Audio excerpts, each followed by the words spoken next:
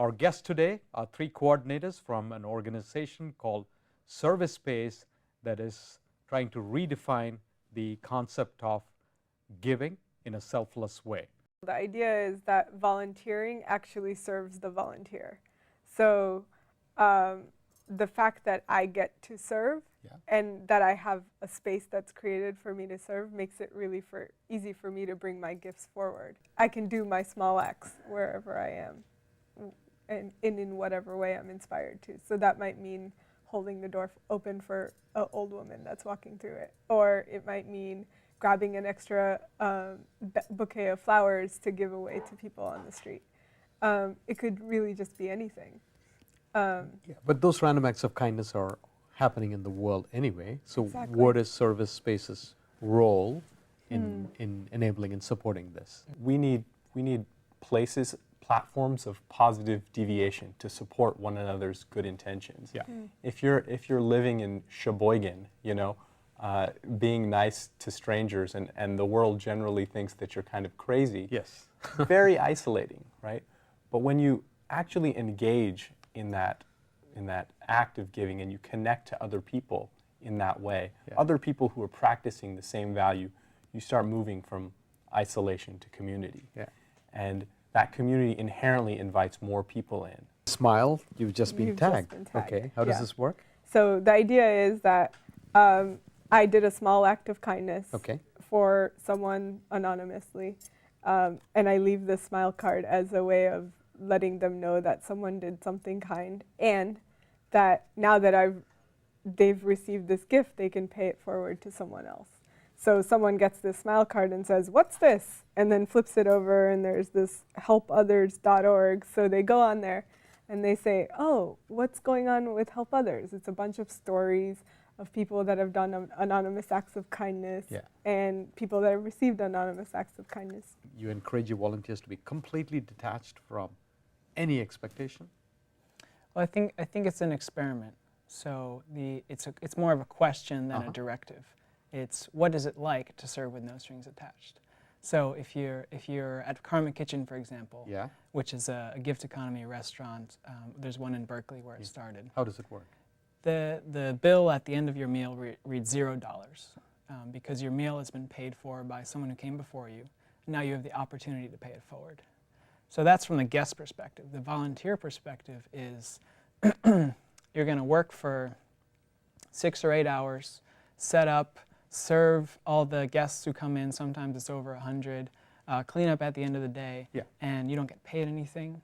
No one's going to really give you kudos for it or a badge at the end of the day. So one story that that I love from Karma Kitchen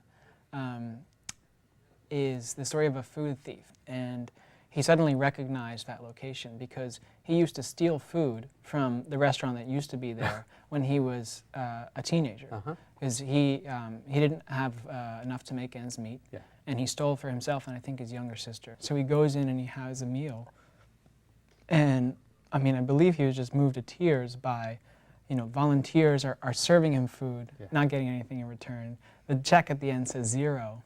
And all of a sudden, the isolation to community, the transaction to trust, the scarcity to abundance, what's the last one? The consumption to contribution is suddenly flipped over for him.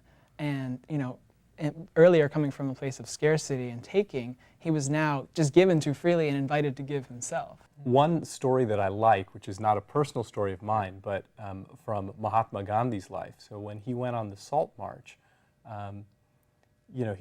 there were probably 10,000 people walking with him by the end of the Salt March, and it was the public act of defiance against the British. All of these people in support of it, and there's this iconic image of him picking up salt off the beach.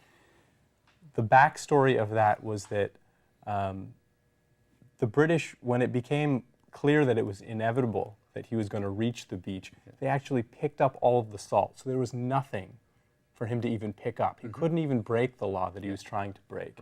And there was a merchant who had saved a little bit of salt and threw it down just so Gandhi could pick it up in defiance and ignite the entire country in doing this small act of human dignity. Now, everyone can't be Gandhi, right? But everyone can be that merchant who saves a little bit of salt to put on the beach. There's this eye surgeon who, at the age of 58, decided to start an 11-bed eye clinic in his house. At the age of 58? At the age of 58, the mandatory retirement age from the government of India. So he opens an 11-bed free eye clinic in his house, and in less than 30 years, he turns it into the largest, most productive eye hospital in the world. It's giving away 2/3 of its services for free, and it still has a gross operating margin of close to 40%. That is incredible. And I've heard since then that I think each operation only costs about $11 or so, and it's a big Harvard Business School case study. It's the longest running Harvard business case study. And I think the operations, the way the Arvind model works is that the paying patients who are in the minority cross-subsidize the free patients. Aumatma? Well, I just wanted to add to what Rahul was saying. Dr. V has been an inspiration for me for quite a few years since I was in medical school. How can he not be, yeah? Yeah. And recently we just started a project that helps to heal diabetes. Yeah. It's a 30-day program, and we are using the Arvind model and seeing how it can apply in the U.S. in a very different circumstance, in a very different situation. Thank you for creating this space. You know, it's a service in and of itself to allow kind of good messages to go out there. So Thank you. Kind of in the service without borders spirit. Certainly, thank you. It's a joy.